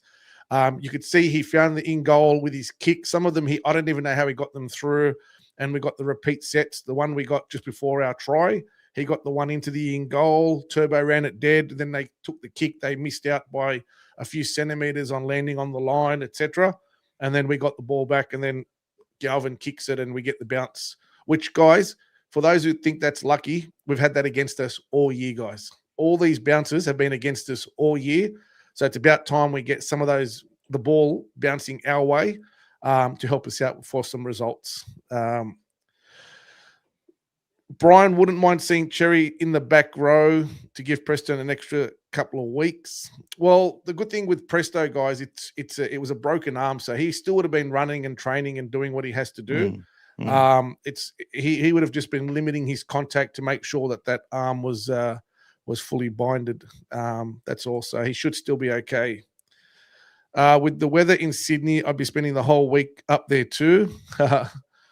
Yep, there you go. What do we got here? Do you think Spinks will miss out on his debut this week? Well, that might Yes. depend on Presto. That might depend. If Presto ends up playing, then more than likely that's what will happen. I can see Spinks definitely going back to Tamworth and Yep, where he lives. magic round. Look, yeah, we're playing on Sunday, which gives him 2 days. So he could potentially train with the NRL squad and then head back if he doesn't get a run and be on a 6-man bench. But I just can't see that happening. But it might be I've got a feeling that maybe an Underhill gets a rest this week. He copped that under the eye, didn't play that many minutes. And Hot Boy had a really good game in New South Wales Cup and he's been named at number 15. So there's ahead of those two guys, which they normally don't do that. There's normally some method to the madness. So I'm probably thinking that one of those guys, either Hot Boy, Underhill or Jones, finds themselves out of the team. I think Cherry stays for the cover. And you'd think that they would have O'Sullivan in there as cover as well, with Conti, and the other young guys playing at reserve New South Wales Cup Magic Round at Tamworth. So I think one of those guys is going to drop out. I just don't know who yet. I'm going to take a punt on the Jack. Maybe it's Jones. Who knows? Atlas. What are we calling it? GAS 360 with the breaking news. There you go, guys. That's it, mate. Like and subscribe, guys. Join. That's what you get. That's what you get on all things Bulldogs, guys. Yeah. Here's Riley. Critter. Go for it. There you go, mate. Critter at 5'8" worked surprisingly well. Birdo's been running the ball very effectively for the past few weeks. Liking the change. And a lot of times they were stifled on their side, guys. So they didn't get the opportunity to go Critter, Birdo, etc. It was just the way that it ended up working out. So if there is a bit of flow sometimes that way, you'll find that they'll start to run those plays. And then, I'm sure that the way Birdo plays, he'll be getting Jethro outside him a lot more and getting him streaming down that wing as well. So there'll be some good stuff out there. Curtis Moran, fresh from signing a few extra years on his deal, will be. Oh, did he? Yep, he signed an extra 2-year extension to 2029. Well done. The Moran King Cup. There we go. Critter and Birdo kicking would be awesome. One goes long, the other goes high. Yes. Dev Era. Well, it's great that it has slowed down on the 6 agains, which has allowed our defensive structure to be like the previous years. Still a bit of balance there. Still a bit of balance. Some of the refs are still a bit trigger happy. But the teams have started to learn how to sort of be a bit more conditioned to defending it a bit more at the moment. And sometimes on your try line, you just get into the grind of defending it. It just, it can start to grab you. Like we had the one where we copped the on our line, we defended it. They kicked it again. Tracy took a great catch, made a little break, then passed the ball 2 passes wide to Karaz. Then he got stripped by Brooks. Then we had to defend that again. And that was deflating because we already got the ball back. And then Garrick pulled our pants down on the last tackle on that set. So that was disappointing. But and also Critter just showed himself to the inside, to the outside, not to the sideline, and he got caught out there as well. Jethro did the best he could to hold him up, but he just Garrick was too good. He just got it down. So it's starting to get a bit more harder for teams, and a lot of teams I'm noticing are having that 20-25 tackles in the oppositions and not many points scored. It's not as easy as it looks all the time in there, guys. We get criticized the most for it because we got the second worst sort of attack on the stats, but I don't mind if we're winning games as long as we keep improving, and I think we will. That stat will take care of itself for us because we've gone from being one of the worst defensive teams in the space of 4 or 5 weeks. We've now moved into the middle of the pack again. So we've That's after the bad run we had there for a while. I thought Tawala had a great game, heaps of threats, just a few errors, balls, some great footy. One of them they could have challenged, they would have won it as well. But once again, pretty much you keep watching Tawala. Every time he runs the ball, he almost every time beats the first tackle guys. He's just playing with a lot of confidence. If Preston is playing, he will start, I think. If he's not going to be a bench, if he's going to be there, he's going to be ready. They'll slot him straight into Sitili, back into his right side spot, and off he goes. Galvin loves Preston. I think they have the same bad headdress. Yeah, although Galvin has improved since the days when he first signed with us. That was some Dumb and Dumber stuff there. With the way Connor played last week, I believe he's recapturing the form that he had last year before the abdominal injury. And guys, you got to remember, in the first set that we had the ball, Connor got absolutely smashed by their front rower and got up and still kept delivering the result that he did. That's the kind of player he is. He gets hammered, guys. He's only a little guy. It's not that much of him. He keeps getting up and coming again and again and again. The only thing I think that he was let down with a few times the other day, he'd take the ball from the kick and he'd start to shape to give it to the winger, and he kept waiting for like Jethro a few times to come back inside him, and he took his time, and then he ended up running it himself. Just that little bit more playing together, communication. He'll start to Jethro, those guys will start to know what he wants more. But there was a few times where he could have given it to him back on the inside. And I think Jethro also, I noticed that his running style when he's coming off his line, he started to improve and be a bit more upright. If you noticed in the games he played earlier in the year, or when he came back into the team, he would come off his line in those yardage runs, and he'd be leaning forward and basically getting. If somebody like just walked away from him, he'd literally fall front on his face and be just falling over. He's actually running a bit more upright now, which makes him more dangerous. And he did that.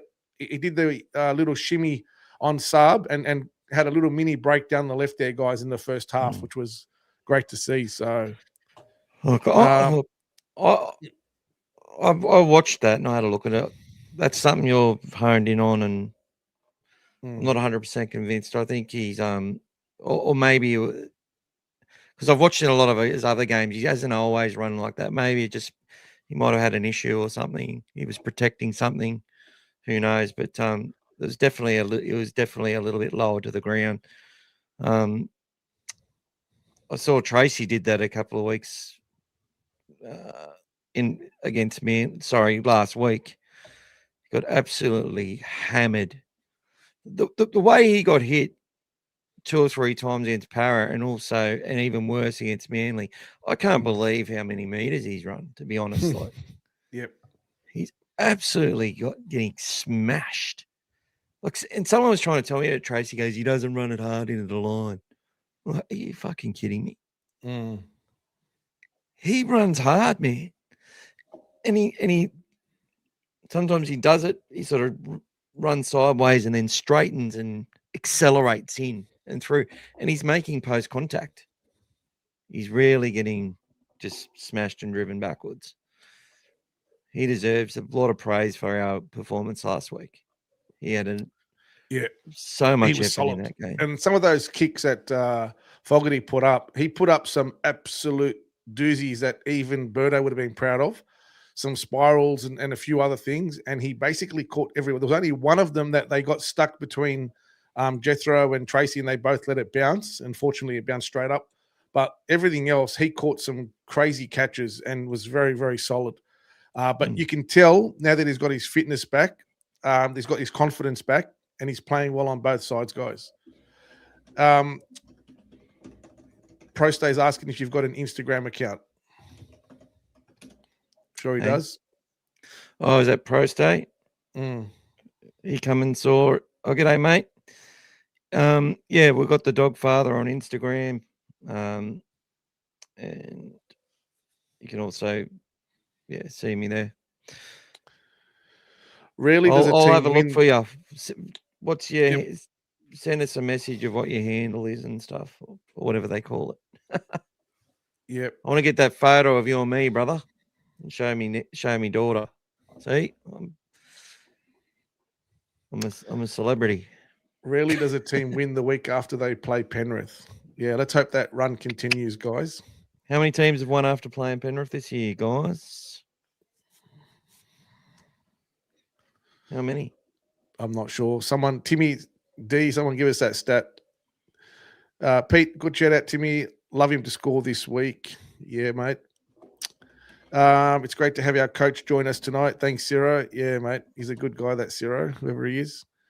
Our Brian, the best hairdresser. Depends on what you like. Why shouldn't the Bulldogs fans have booed Ezra? He was a grub. Yep. Who said that?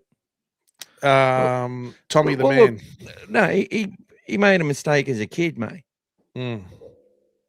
All right. The issue I had was that when he came out and he said people were booing him because he was over racial reasons. They were booing him because he was allowed to play for way too early after having drugs, getting in a car, and fracturing a 4-year-old's hip. That's why they were booing him. We should be booing the NRL, and we should be booing the justice system, and we should be booing the Brisbane Broncos, who could have given him 12 months in reserve grade playing QRL, so he can still have his mates and train and all that sort of stuff. After he served his suspension, they could have done something like that and said, "Not at our club. You can come back next year the hard way." But no, they don't do that. And then he goes on to win the premiership. Then he wins the premiership ring. There you go. I don't think we should be booing him for that. I think we should boo him for. Brian's saying respect him before and after the game, but boo him during the game. All fair in love and war, as they say. Look, people can boo other fans and stuff. As long as it's done for the right reasons. Other players. Because I am the law now. Okay, guys, what I say goes. All right, so Brian, don't boo him. Can't wait to see the classic short ball to Presto. Yeah, all the outside to Tuala with Karaz waiting as well, guys. That they could be waiting for that. When I hear short ball, all I think is Victor Radley and Brandon Smith and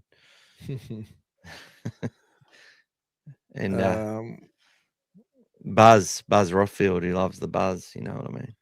Kingy is his brother in Christ. There you go, Timmy. NRLW and NRL in those 3 consecutive games. Since 2023, we've lost 2 games before the bye. Last year against the Dolphins, 44-8, and 2023 against the Sharks, 48-10. Thanks, Mike. Thanks for digging that up, mate. Taking away the shoulder charge seems to make more players reach, causing pec injuries these days, it seems. Potentially, mate. Yeah. Just ask Frank Pritchard what he thinks, and Sonny Bill. Sonny Bulber. Yeah, Mike, good work. Last 3 years, including this year, 11 buys, 9 wins before the bye. There you go. Confirmation of the stat between the two of you. We trust you. Well done. Jed Reardon gone back to Cup this week, along with Conti. Yep. He is named in our lineup again, Jed. So where's he named? Did Zane Harrison play for the North Coast Pathways? I think he might have. Toby, I think Toby Batten did, and he's now with the Dolphins. And I think Zane might have actually. I believe Zane and Mitch played under 19s a few years. Yeah, I think we mentioned that as well on Sunday, mate. Yep. And there was also Toby Rodwell, I think. Is it Toby Rodwell? Who sort of outperformed Mitch in that arena every time. Tuala, absolute unsung hero. Such a good player. Devastating for Sertilia. What else can you say about him? He was outstanding again versus Manly. Huge out. Preston hopefully will be a huge in. We need him. 100%. Zachary, everyone fully fit. Is Harry the lock going forward? Well, the thing is, guys, what's Harry's stats playing at lock? Very similar to what Salmon's was run-wise. He's there to tidy up that middle. Yep. And, ensure that he's got to be that minister of defence. That's what he's got to do. And who was there when we needed him? It was Harry. Big time. So we could sit there and go, and that's what I mean. We can sit there and look at stats all day. Well, what do you have? 5 runs for 30 metres or something? Wouldn't have been much. Leo Thompson's big minutes is helping him do this as well. That's made a difference. That's allowed us to branch out other areas. So, and the speed that he's got as well for Harry helps him as well, like he did the other day. So, being an ex-back, and that bigger body. And look, every time he plays in that position, he's going to become better and better at what he's doing. He's going to keep learning and evolving each time he plays. I'm sure they'll be watching footage of other great players in that position to sort of learn and be better. That's what the coaching staff does. They do snippets, they do all sorts of stuff, and they say, here's where you were, here's where the best players are, here's where you could be, etc. So much learning still every week in the NRL, guys. So every time Harry spends time there, every time Galvin spends time where he is, Critter, they're all going to keep learning every game they play there. Brian, the run back that Tracy done flat out had me worried, thinking, don't bust your guts out, Connor. Great run, though. He literally did bust his guts last year against Manly. Yeah. He loves playing against. That's two golden points we've had against him in the last couple of years. Yeah, that's right. Plenty of time for Spinks to jump on a plane. Maybe they'll organise a bus or something for the players as well. It's only a short drive down the Newell or something to get to Tamworth. Yeah, that's what I said. Like we're really not going to know. We're really not going to know. But I don't see him being in the. If Preston is in the lineup still, I don't see Spinks being there. He'll probably won't even. He might not even be in the Gold Coast right now. Like I'm it's weird, eh? It's weird because is Preston doing a fitness test that they're waiting on, or they just know he's going to be right?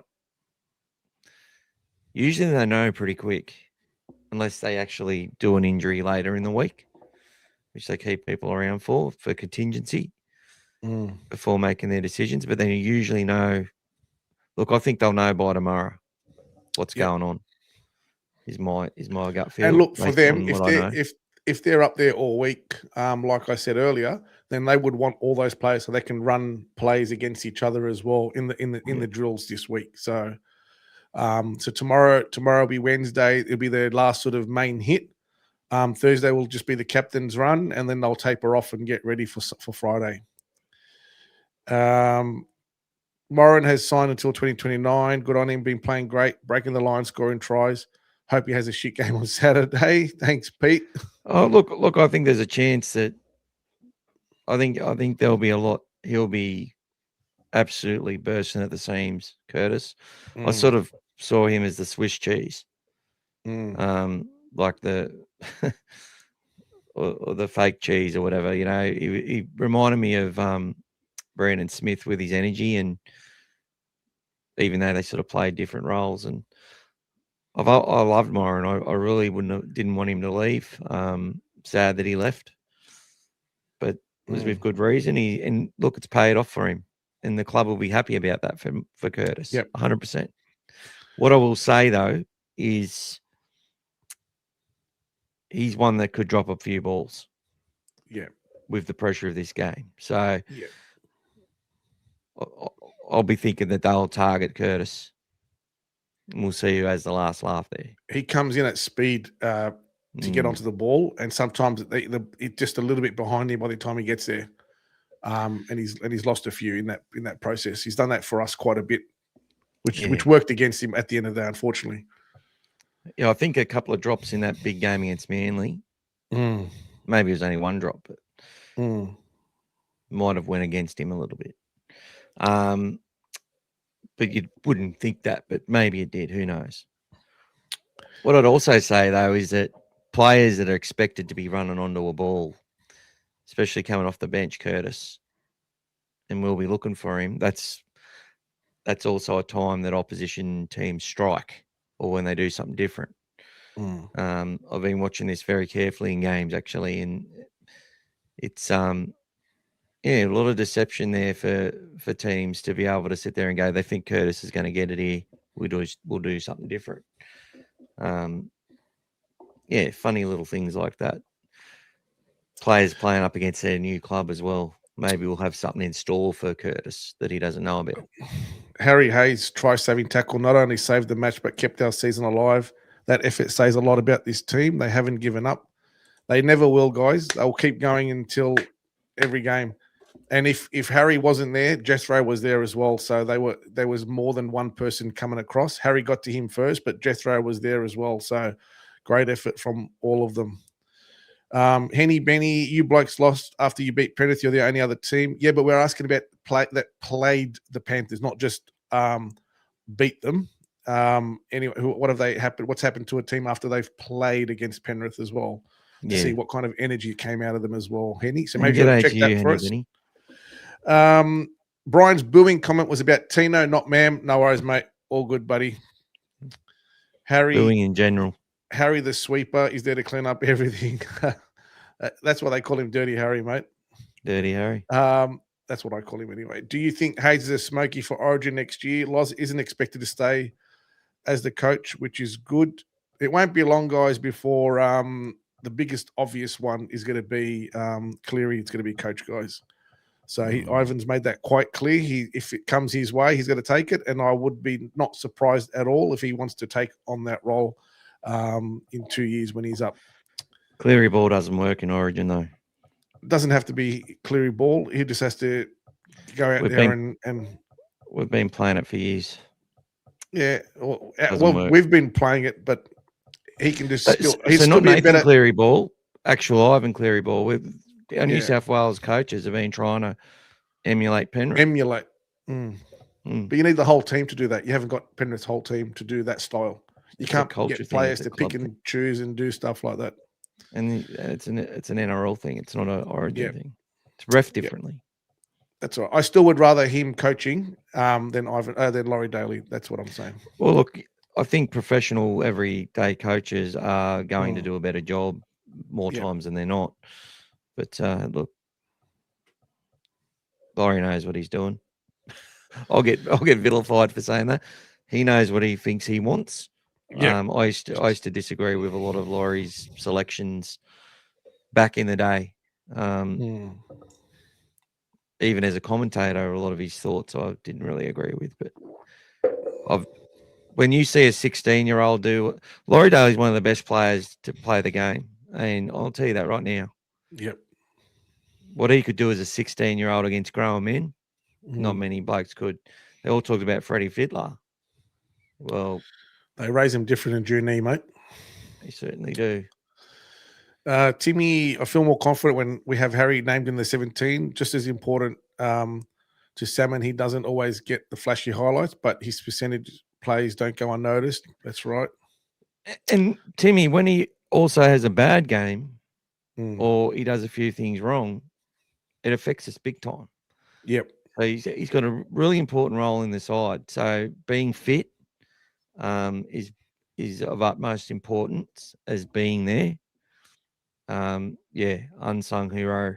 And I just find it funny that he throws a leg out, called a trip, sinned in, happens to us against West or whoever, and just let go. It's bullshit.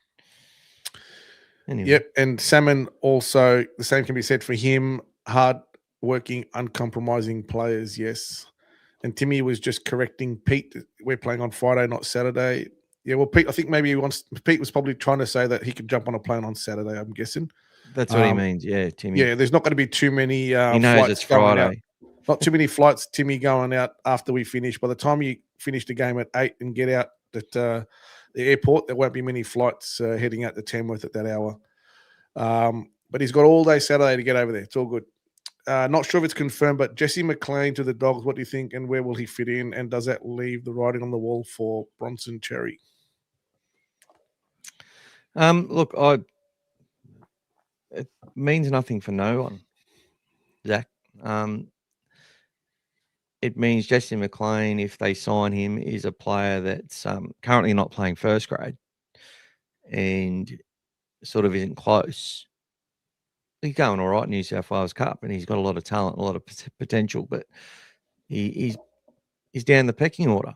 Now, I would suggest that Bronson Cherry probably would be ahead of Jesse in their system too.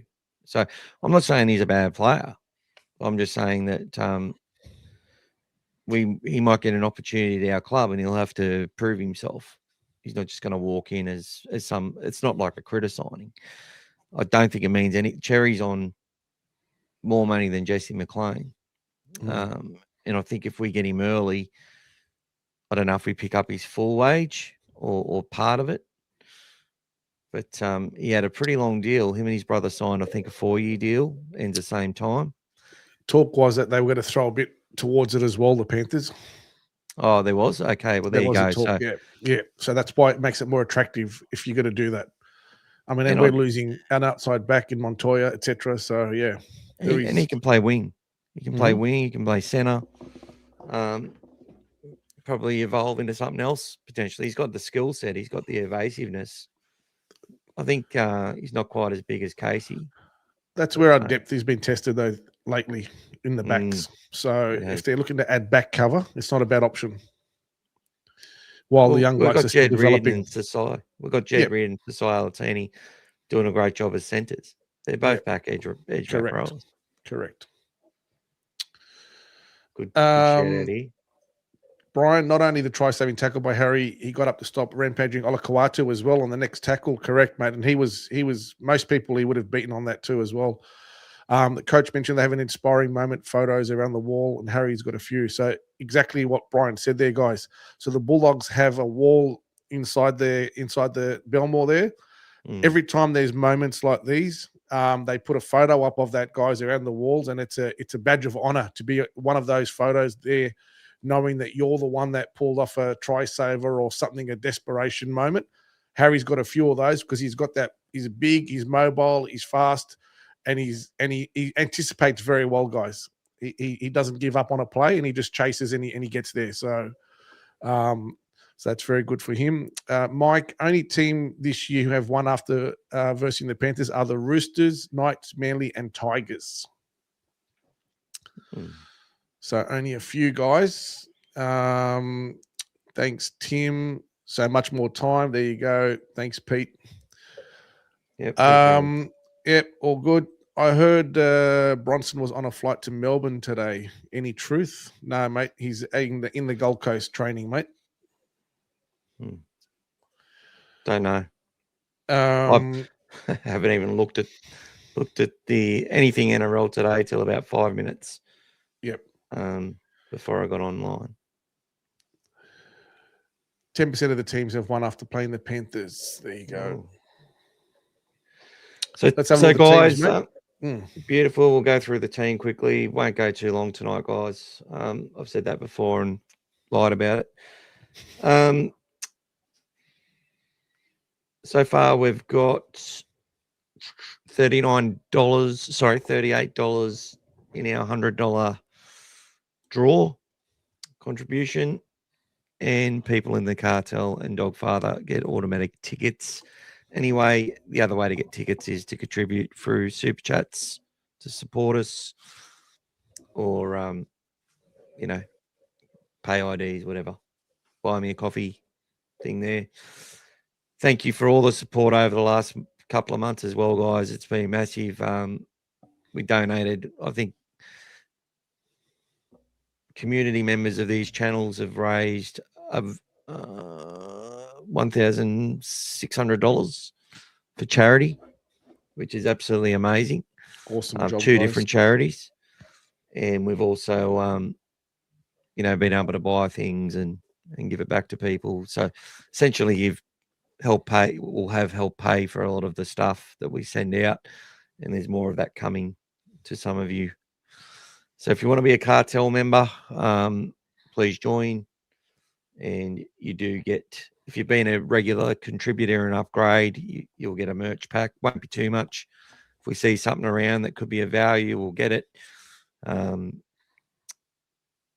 See if we can get things signed, whatever we can do, we'll do it. But and there's some other things I'm putting together, which might be okay, which might be good little tokenisms of your support. So we do thank you for that. And I think we're up to 50 members now, so that's pretty good. Not on the cartel, across all of them. So that's really good. So well done, guys. Thank you. And thanks, Timmy. A big shout out to Elaine, who celebrated her birthday as well. And she had a surprise for, I think it might have been today, mate. Surprise for CJ as well. She met him over there in New Zealand. Yeah. Saw that. Big surprise. So that was amazing. So that was a bit of a his surprise father's for over CJ. there as well. Yeah. So they both were there, and he had mum and dad written on his arm, and they had a close loss. Couldn't get the win, but it would have been amazing to have his both parents in New Zealand to watch him. So she's probably asleep now. She's a few hours ahead in New Zealand. So when she watches it back, all the best, Elaine. Hope you had a great day and a great weekend. Yep. Happy birthday. How do you think? Let's have a look at the team, Mike, and we'll have a chat about that. All right, people.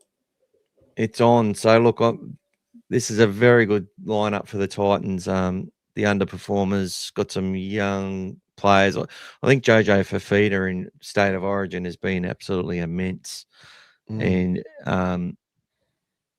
like I can't believe the level that he's gone to there. Obviously, a lot of questions get asked by players like AJ Brimson, Jojo Fafita. I don't think they can put a much better side on the paddock, to be honest. And I really like this guy, Jalen de Groot, who is a fullback as well. One of those long, lanky guys.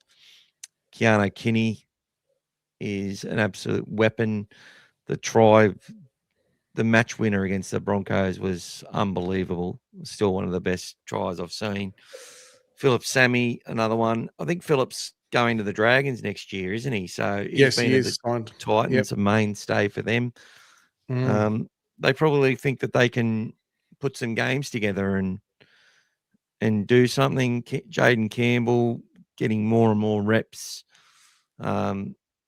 Always struggled to stay on the park. I think playing at 5'8" helps him a little bit. And Zane Harrison kicking a winning field goal against the Panthers. Mo Fetawaika, big time player, seems to play better when Tino's not there, though. I will say that. His best games are when Tino's not been there. Oliver Pascoe, up and comer. This fella, Arama Howe, another one that's making waves. So they've got some talent there. Bo Fermor, played Origin before, runs good lines, good honest toiler. Type of player the Bulldogs would like. He suits. He's just got that Bulldog about him. I like him. Chris Randall could play hooker, 13. We know about Curtis Moran. Josh Patson, don't know much about him, I will say.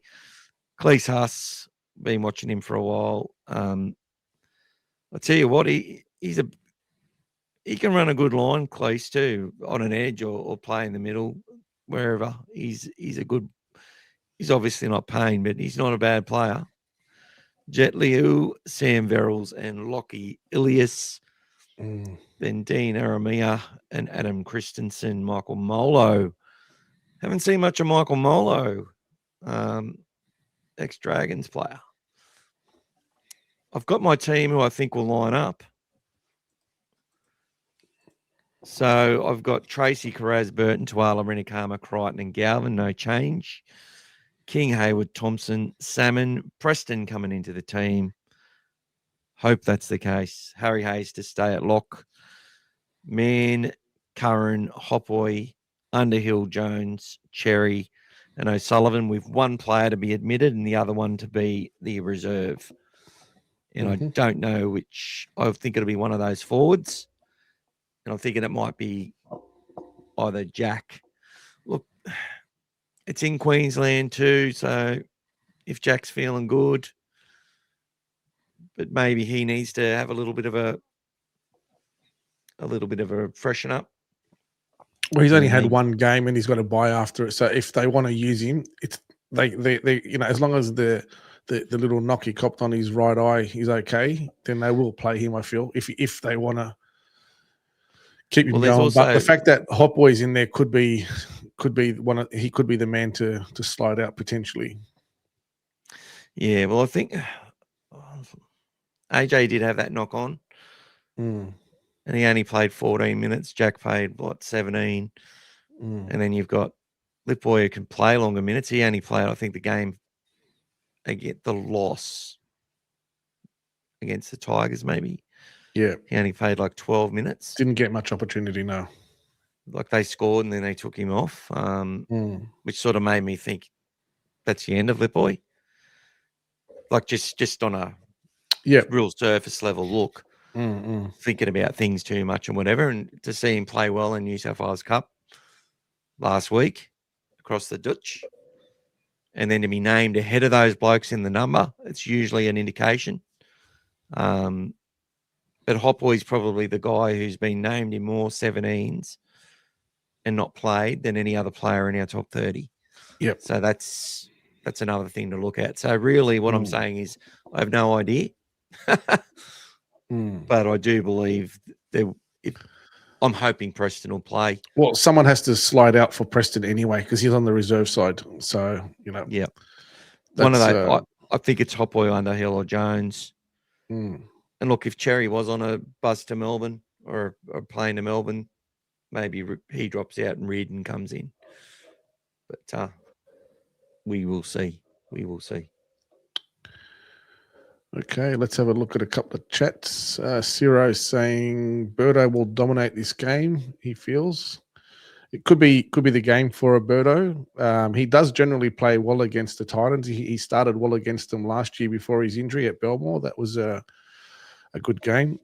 Pete saying the little fullback is dynamite. Yes.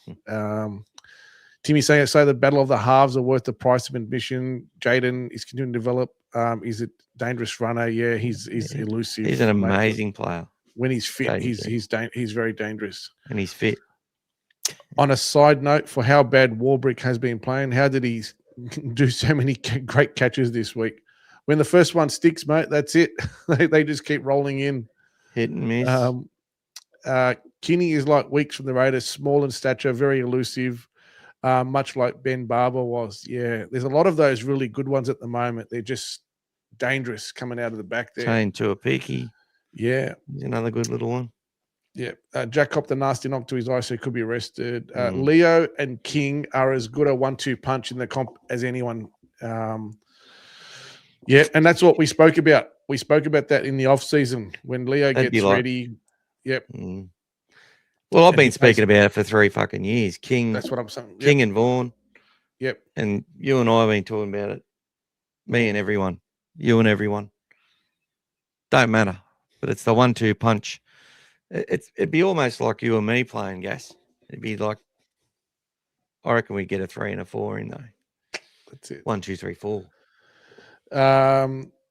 It's in Queensland. Jack can rest next week. So, yeah, he's a Queenslander, mate. Let him play up that way. Yeah. G'day, Lockie. And that's what's going, making me mate? think maybe not.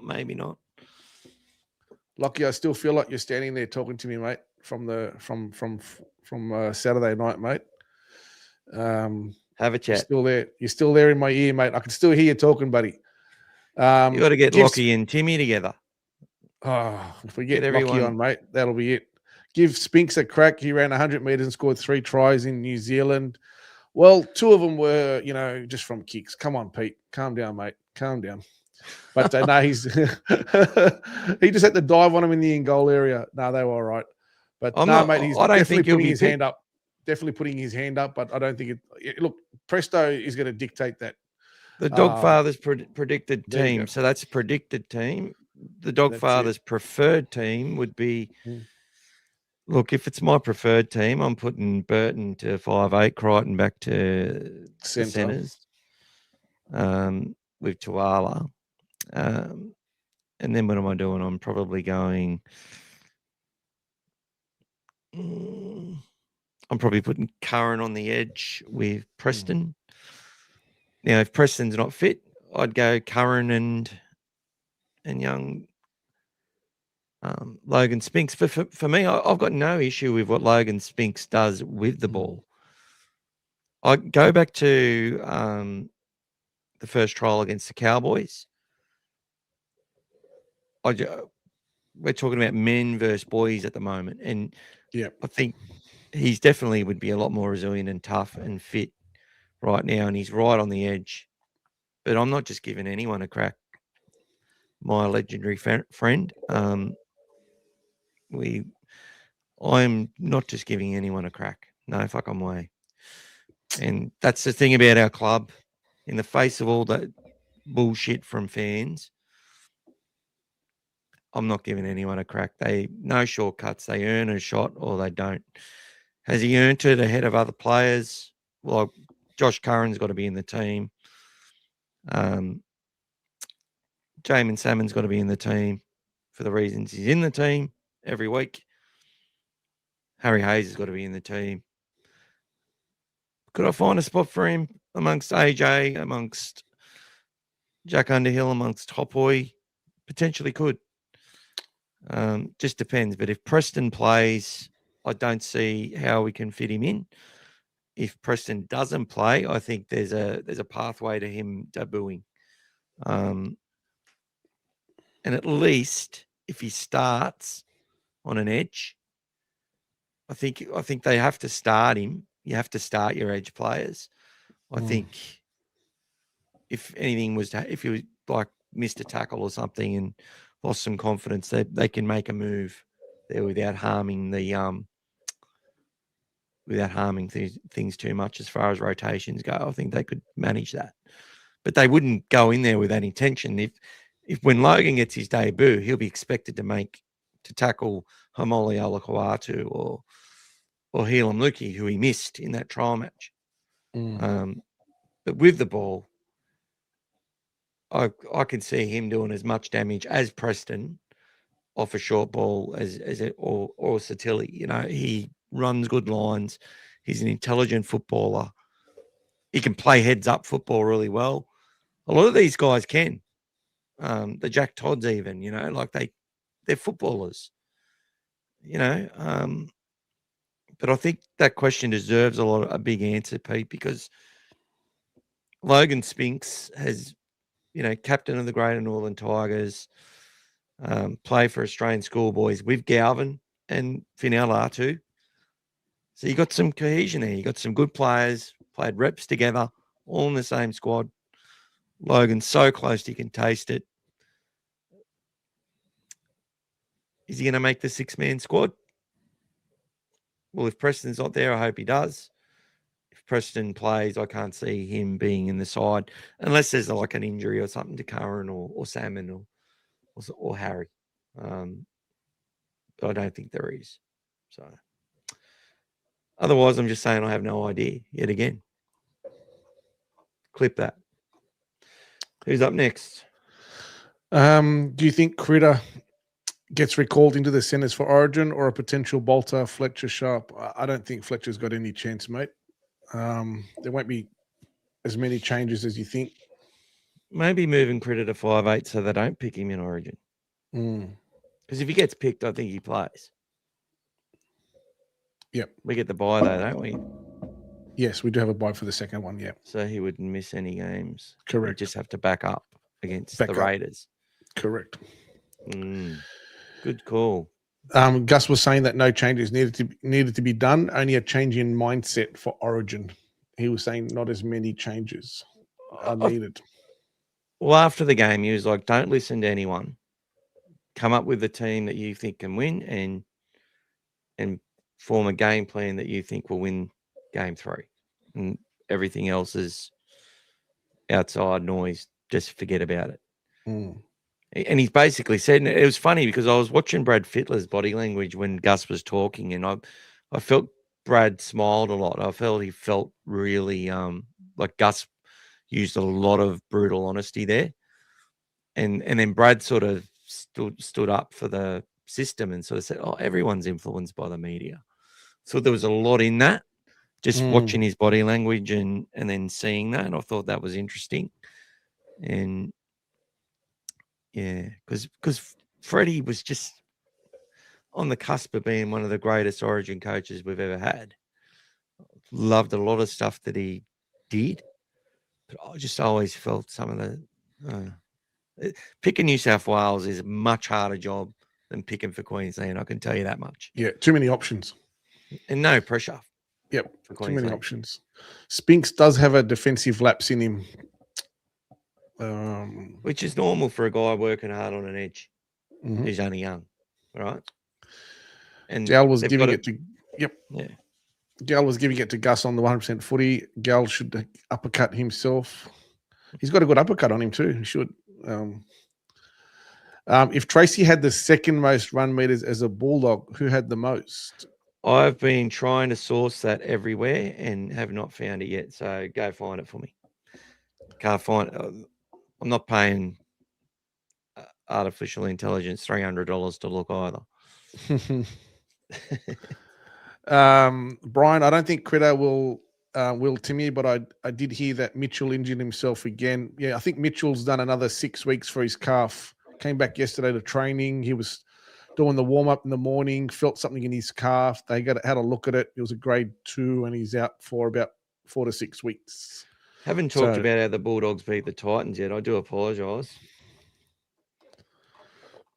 Yep, we've only got a couple of these chats, then you can do that. Yep, Mick, not for a starter. If Preston can't play, I think he could come on for Underhill this time.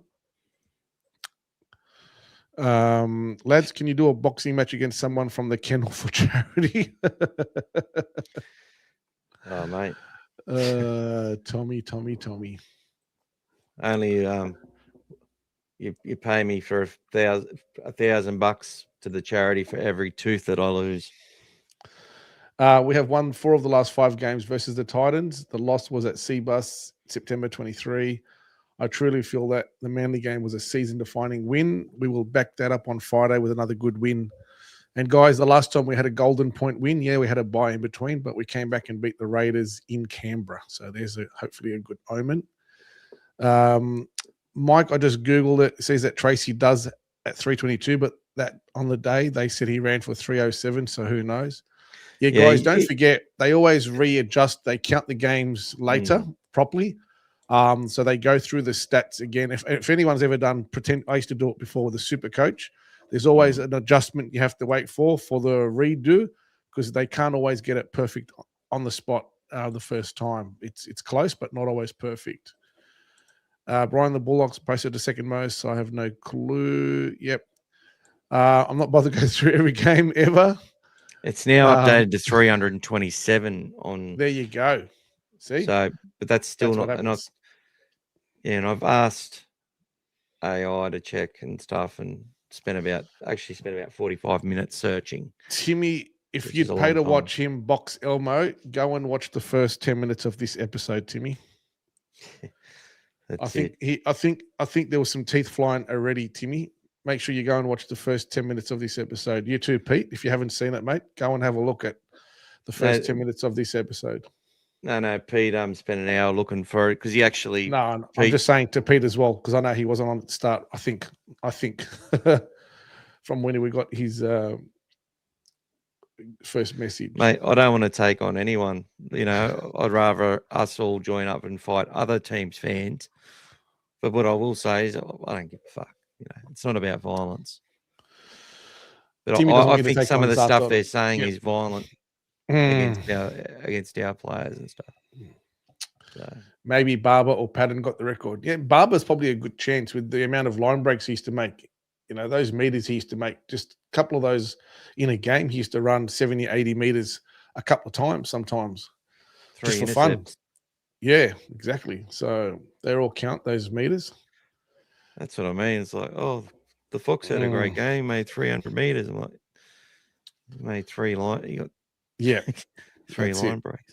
Yeah. Yes. Okay, mate. How are we going to win? Let's have a look. Let's see what the Dogfather's got in store for us, guys. I've got to get it back up now.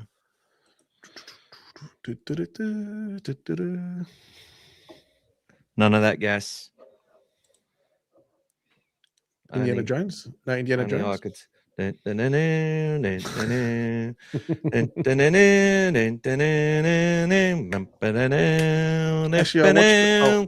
I watched the last one the other day.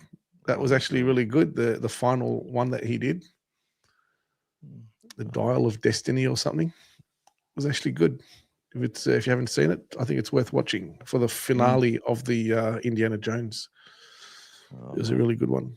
I reckon you'd do a good job as Indiana Jones. How do we win? What's the keys to the victory? Well, I haven't really gone through it and haven't spent much time with it, but obviously shutting down late offloads from people like Tino Fasul-Ali. We want to make sure that these unknown players in this side aren't surprising us with our fans at the end of the game saying we should sign Aramoa Howe and get rid of other players in our team because he was awesome. I think obviously Maxi King, Leo, we need to show intent with our offloads. We say it all the week. We need to see that momentum happening through the middle and that more of that off the cuff. What I really liked about what Critter did was put those. They were in a little bit of two minds because Manly got to see some earlier kicks, some kicks at the line, different tackle number on different sets. They weren't always effective, but we got a try from one. And honestly, we go back to the week before. As I said, Birdo could have done those same kicks 4 times, and our edge back rowers were running with him, were supporting. We could have scored points. So I like that we got a try from a short kick. That's something that we have to do. Now, these young guys, Keanu, Kenny, Jalen de Groot. Jalen's got that awkwardness. He's sort of got that awkward, stringy sort of body. What I want to see is that we put a lot of pressure on them. I want to see us compete in the air more often as well, not just be prepared to get these guys and smash them. And look, because they're showing a bit of resilience and they're showing a bit of fitness, this Titan side. They're a more fitter team than they were previously. They're a side that hasn't been blown off the park every single week, and they're never beaten. So they're starting to develop. New coaches help them this year. Now, whether he turns out to be a super coach or a coach who can take them so far, that's remains to be seen. But I think they've definitely responded the right way. He's probably better at how he communicates, more so than the old school that was there. And he's probably more in tune with how the current game is effectively working. So, plus he's a Queenslander, and there's quite a few Queenslanders in this team, funnily enough, being a Queensland team. And I think that also can help. Obviously, a lot to play for the Curtis. I think the benches are going to be very important. We need that energy from it. And to be honest, if I look at Kurt, Lipoy, Jack, and AJ, I think we're just missing that serious energy impact that we get with. I felt that Curran's done that tremendously well in the last few weeks. Harry has always been good in that department. Satili's always been good in that department. So having Kurt Mann and that other player, so one of those guys has to step up and be that guy for us. But if Presto does come into the team, GAS, well, I expect maybe, Curran comes back to the bench and we get that lift because I think, the benches are very close, but I think we could be a lot better in that space. I like Brian's idea of potentially seeing, can we use Bronson as some sort of player that comes on and plays 10, 15 minutes and has a run. I wouldn't mind seeing it. We were talking about it a couple of weeks ago. Yeah, we were. Yeah. Yep. You did mention it. Yeah, and I think and Brian, he might have suggested it at the same time as well. I can't remember, but I think that's possibly something they could do, but I don't think it's part of the game plan. Just quietly. But things that I thought weren't going to happen have happened in recent times. So that's always good. Keeps you on your toes. But yeah, we need to see that intent from the offload. Again, Carrasco had 5 offloads last week. We took a while to do one against Manly, didn't we? We waited a while. Yep. Isn't it funny though? We don't offload early and we're under the pump. It looks like we're going to get 40 put on us. Yep. But it just shows I think in the mindset is that we're going to go out there and we're going to make them play our way, and we're at home. This is our territory. If they break our line, they don't get past it and all that sort of stuff. So danger everywhere for the Titans. Their running game, late offloads, and as things you start to get tired, that's when Jaden Campbell starts running around the ruck. But all of these guys, AJ, Jalen de Groot, Keanu Kinney, and Jojo Fafita, he plays pretty up and down, but he's playing with a lot of intent and good leg speed, fast. He's playing tough. And Philip Sammy. Sometimes he's a bit of the measuring stick for this side, but I think now he's sort of fallen down the pecking order. But Zane Harrison, look, if Kickout's playing, we know what's happening there. We know who his target would be. So who's going to target Zane Harrison? I think that's very important. Want to see Galvin getting in there and just running. This few guys I speak to have been saying that for weeks or even months ago. Just let the kid run. But sometimes he runs gas and no one's running with him. That's the problem. As we've identified. Yep. There needs to be more people in sync with what he's doing. And that's probably where we fall down a little bit. Because when Jacob's got the ball, no one's got their back turned. When Carrasco's got the ball, someone's waiting for an offload and they're ready to go. We see that. We need to see that more with Lockie. See you, Pete. Pete's off. Yep. He's left his prediction and he's off like a bag of prawns in the sun. Tuala first try, Knight. Love you too, brother. I don't know what's happening with Sam. He must have got a recurring injury training when he was named. Yep. Todd Smith, the ref for Friday night's game. The last Todd Smith game we had was 2 weeks ago against Parramatta. We won 14-12. So can we make it through? That would be 3 in a row, guys. Haven't done that this year. We need to do it this year. We need to get 3 in a row, another bye. There's other teams on big runs. We need to get on that as well. You win 5 games in a row in this comp, you get in the 8. And look, if you look at the 8, we're on 6 wins, but there's a team in the 8 that's on 7 wins, and there's 2 teams outside the 8 that are on 8 wins because of the buys. Exactly. So we win a couple of games in a row. The way that it all evens out, guys, very, very quickly the whole season can flip around. Then you start to control your destiny. So we're not far away. Just need a few wins, and I think the more wins we get under our belt, the more confidence I'll get, and you watch the attack will start to come into its own. I know I've been saying it for a while, but it's there. I can see it. You can see it in the game, guys. You can see the way they're playing. It's just a matter of time before they start putting on some bigger scores. But the way that the game's been reffed at the moment, if it does get into that tight game again, it's also suiting us. So, and once again, the best golden point record in the NRL of all time, guys. So, anytime there's a golden point, throw your house at the team to win, hopefully.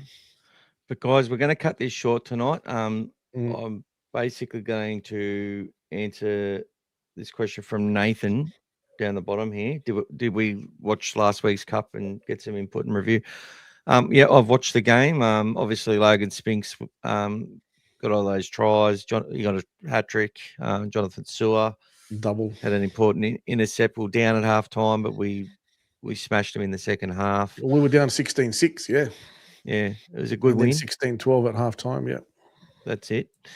Sean O'Sullivan, some really good short balls. Lovely short ball to Louis Grassemi on the right edge. We had Logan on the left. I felt that that Latrell Fing in his first game did a really good job, and obviously we had what's his name? Sorry, guys. Tay Cochran, I felt was heavily involved and really had a good crack. Even when we were down that first half, looked the goods. So he's coming back, and we need him. We need him to be performing and putting pressure on first grade, and that's especially with Dykes, who I don't know how long he's out for. It didn't look like he'd be out for a long time from what we saw, but who knows? They've probably got to take their precautions with Cade Dykes, rather than rushing back and then have him being on the sideline again. They're taking care of these guys. They're still really young. And they've got a lot of potential. Maybe it's, we've got enough depth there in those grades to be able to, give people the appropriate rests that they need, as far as the kids that they're developing to come through, even though he's probably 24 or 25 by now. But yeah, Latrell's a very strong prospect, and obviously there'll be plans for him. He's done a wonderful job over the last couple of years, as has many of these young guys. So there we go. Timmy's predictions up next. 26-12, Mike Call 24-12, and Pete 28-14. Look, the Bulldogs are going to win in front of me and my daughter, who have been jinxing the side, watching them live for many years. But we are going to have a win this week. I'll blame Suncorp for that one. Let's change the scenery at Seabus, buddy. Yeah, we love Seabus. We go there and we have a steak at Brabina and then walk over. I'm going to see David there. Got to send him a message, and I think Matty Warren might even be up there as well. Matty was missing today. Yeah, well, he messaged me and asked me about, what whereabouts I was sitting and stuff. Brian, 38-12. 38-12, Brian. I like that. 38-12. Yeah, it's time. It's time, guys. But I'm looking at that team, and I'm actually more worried about them than I was about Manly, and that's saying something. Because I've always liked the Gold Coast. Jamie, I don't think he will. He's surgery on Thursday. Thursday. Ryan, welcome. Welcome, Ryan. Dogs with more than 317 by the Fox in 2022. Well, Tracy, he's got 327. So, and the second of all time. Maybe it was Greg Brentnell. No, he was a great fullback for us. Very good. Another good. Don't think they counted them that well then, mate. Yeah. All right, guys. So, all right, guys.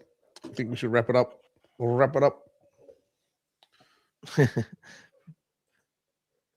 going to be one in the middle, says Amir. And Tina says, no, Tino's back. They don't win with him. Well, they've got a worse record with him than without him. That's just a fact. It's about 3 games or 4 games deficit or something. So, let's hope it stays that way, guys. Very good player, guys. Though.